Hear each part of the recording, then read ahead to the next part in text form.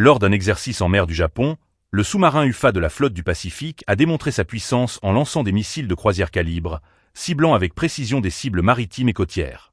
Cette opération, rapportée par le ministère russe de la Défense, souligne la capacité d'action de la marine russe dans une région stratégique. Au cours de cet exercice programmé, le sous-marin diesel-électrique UFA a effectué une transition discrète vers la zone désignée avant de procéder au tir. Le premier missile a atteint une cible de surface, un bouclier maritime conçu pour simuler un navire ennemi.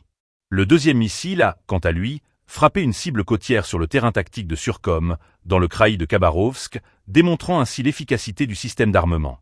Le champ de tir s'étendait sur plus de 1000 km, et la vidéo publiée par le ministère de la Défense montre que le missile a atteint sa cible avec une précision remarquable.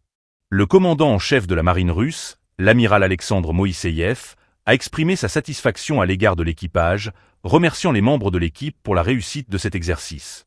Cette opération n'a pas seulement été une démonstration de force.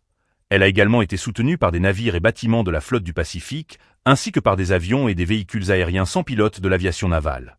Le sous-marin UFA, intégré à la marine russe le 16 novembre 2022, est le quatrième d'une série de 6 sous-marins du projet 636.3, spécifiquement conçu pour la flotte du Pacifique. Son arrivée à la base principale de Vladivostok a été marquée par un transit via la route maritime du Sud en décembre 2024. Ces sous-marins se distinguent par une combinaison optimale de furtivité acoustique et de portée de détection de cibles. Ils sont également équipés de puissantes armes de torpilles et de missiles, avec les missiles calibre de haute précision formant le principal complexe de frappe. Cette capacité d'attaque précise et discrète renforce la position de la Russie dans la région et souligne son engagement à moderniser et à renforcer ses capacités militaires navales. L'exercice en mer du Japon illustre non seulement les capacités techniques du sous-marin UFA, mais également la volonté de la Russie d'affirmer sa présence militaire dans des zones stratégiques. La communauté internationale observe attentivement ces développements, qui pourraient avoir des implications importantes pour la sécurité régionale et mondiale.